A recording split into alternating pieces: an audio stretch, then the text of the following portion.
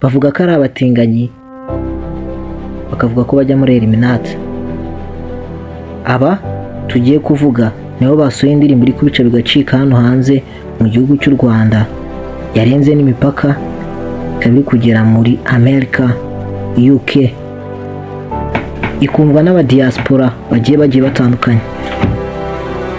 Niba ari ubwa mbere ugeze kuri ino YouTube channel ya Thai Empire, reba aho hasi handitse subscribe, ukandeho, ufungure inzogera, ukore share mu gihe kino kiganiro wumva hari umuntu ushaka kugisangiza. Kadutangire. Amazina ye bamwita Chris Easy, niwe nyiri indirimbo, akaba afatanyije na Kevin Kade. Aba bagabo uko ari babiri baje guhuzwa n'indirimbo zigiye zitandukanye, harimo Jugumira nayo yabiciye bigacika hano mu gihugu cy'u Rwanda ndetse na hanze y'u Rwanda. Bafatanyijemo na The Ben, indirimbo yabo baje kwita Folomian. Nibo bazi ubusobanuro bwayo, mu gihe bazakora interview bazatanga ubusobanuro bwayo. Tutibagije amagambo navuze bwa mbere, Kevin Kade, uyu we byo twamuvugaho si bike ndetse sina byinshi. Uyu mugabo bavuga ko ari umutinganyi, ni umutinganyi wo ku rwego rwo hejuru mu gihugu cy'u Rwanda ndetse hanze y'igihugu cy'u Rwanda. Undi bamwita Chris Easy nawe bavuga ko nawe ari umutinganyi ndetse ajya atingana na Moshua. Kuba atamuzi ni wa mugabo uri mu birego bigiye bitandukanye byo guharasinga igihugu cy'u Rwanda mu bijyanye na genocide. Aba bavuga ko nabo bajya batinganyamo Chris Easy na Motion.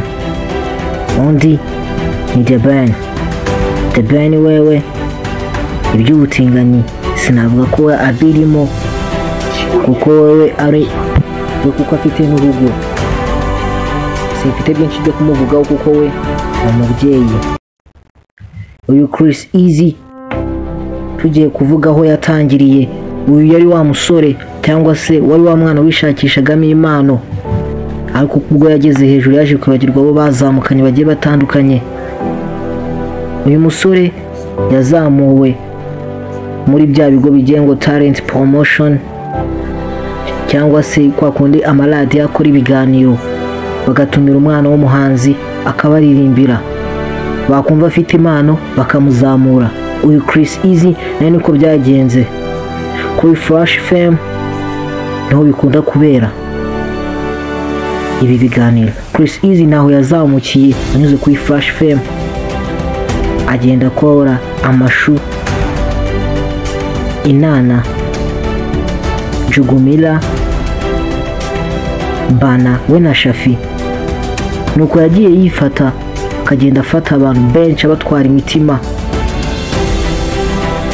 Undi bamwita Kevin Kade, uyu wewe ni umunyamuziki wabigize umwuga, suko n'abandi bose nabo ni abanyamuziki babigize umwuga. Mwibutsa niba wahasi handitse subscribe, ukandeho, ufungure inzogera, ukore share mu gihe wumva kino kiganiro n'umukeneye kugisangiza. Aba bagabo baje guhurira mu ndirimbo imwe yateguwe na Chris Easy, ariwe n'ubundi zaca ku mbuga zigiye zitandukanye za social medias, harimo Audiomack, Spotify, Boomplay, Apple Music ndetse na videos izaca kuri YouTube. Ubu tuvugana indirimbo yawe yasohotse. Iyi ni indirimbo iri kubica bigacika. Mbere na mbere yamanje gukora short. Aba basore n'umugabo umwe barimo ntibari bazi ko bazagera kuri no rwego, kuko bakora indirimbo igakundwa mu buryo bungana gutya, cyangwa se hari ibitambo bibirimo. Indirimbo yabo yagize ibihumbi 26 mu minota 3. Tekereza nawe uri umu content creator, sibyo ba Mr Beast ibyo ngibyo babikora n'aba Show Speed n'abandi bagiye batandukanye, ariko ibyo ni hit after hit. Sinabaharasinga kuko ni urukundo abaturage babafitiye. Ayo niyo makuru nari mbafiteho. Kevin Kade wewe ni umutinganyi, sinabyicuza. Niba ari ubwa mbere ugeze kuri YouTube channel ya Thai Empire, reba wasanditse subscribe ukande ufungura inzogera ukore share. Iyi ndirimbo bita Foromeyana munyemere tuyisesengureho gato. Iyi Foromeyana irimo amagambo agiye atandukanye yerekeranye ku rukundo, ngo uburyo urukundo ari indwara, urebye nabi yarwana kwica. Se koko urukundo ni indwara? Urebye nabi rwana kwica? Yego nibyo, urukundo ni nk'indwara kuko urebye nabi rwana kwica. Iyi ndirimbo irimo amagambo agiye atandukanye, birasa nkaho babwiraga umukobwa bita Foromeyana. Niyo atabibwira Foromeyana, afite n'undi yaba ari kubibwira, cyangwa se akaba ari kubibwira wowe, cyangwa se wowe ukaba wabibwira umukunzi wawe, kuko nicyo umuhanzi abereyeho, kubwira umuntu bari kumwe mu buzima. Buri umuhanzi najya asohora indirimbo ntago aba yisoreye kugira ngo akore hit, abo ni bake cyane babikora. Ubundi umuhanzi akora indirimbo hari ubutumwa ashaka gutambutsa, ashaka kugeza kuri rubanda, ashaka kugeza ku bantu, abakuru, abato, abamama, urubyiruko ndetse n'abandi bagiye batandukanye. Iyi ndirimbo bita Foromeyana tugenekereje, iyi ndirimbo birasa nk'aho ari umukobwa bari kubwira y'uburyo bo bagiye mu rukundo,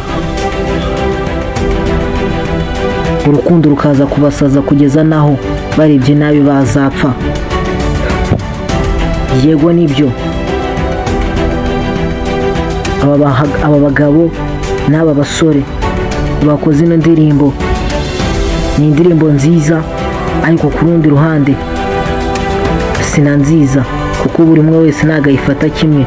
Ushobora kuzakora igihangano cyawe kabuze ko kirenze, kikazarebwa na miliyoni n'amamiliyari cyangwa kikagwa muri mu bihumbi, ariko harimo abantu batazabyishima, hari n'abatarigeze bayumva, kuko amagambo arimo ntabwo yigeze akurura umuntu, cyangwa melodi yarimo ntabwo yigeze ikurura umuntu. Iyi ndirimbo abantu benshi batangiye kuyikora ama challenge agiye atandukanye kuri TikTok, YouTube na like. Iyi ndirimbo muri make tutaretse gutinda ni nziza ku ruhande rw'umuntu uyikunda, no ku ruhande rw'umuntu utayikunda si nziza. Njye ino ndirimbo ku ruhande rwanjye sinavuga ko ari nziza, sinavuga ko ari mbi, ariko njyewe ntabwo yigeze inkora ku mutima. Njye wumva ni Thai. Niba hasi handitse subscribe ukandeho ufungure inzogera ukore share like, tugomeze kwagura umuryango wa Thai Empire. Ubundi Chris Easy manager we bamwita Junior Giti. Uyu Junior Giti ni umugabo wakuranye n'aba Loki, Sankara, Yanga n'abandi bagiye batandukanye, nubwo bamwe bagiye babavamo. Uyu Junior Giti nkuko mubizi ni manager wa Chris Easy, bavuga ko bafitanye n'isano bano bagabo uko ari babiri. Loki nawe yigeze kubaho manager, nubwo bitigeze bikunda ngo hazemo connection hagati yewe musician wiwe ariwe Papa Cyangwe. Ubundi muri show busy nyarwanda abantu benshi bakunze kuvuga ko irimo amatiku. Yego nibyo, amatiku ntago yabura, kuko niyo bari gucuruza hano hanze, atariho ni warya, atariho ni yarya. Amatiku arakora ahantu hose, indirimbo irakorwa ikaba irimo amatiku. Nino ndirimbo hashobora kuba hari umuntu wayumvishe nabi kino kiganiro nkoze, umuntu akaza kuvuga ati reka nyikoreho content, akaza kuyitukaniramo ugasanga ibya matiku kandi kuko ari kwinjiza. Njye wumva ni tayi. Reba hasi handitse subscribe nibwo ari ubwa mbere ugeze kuri YouTube channel, ukandeho ufungura inzogera, ukore share ndetse na comment. Twongere guhura mu zindi documentaire.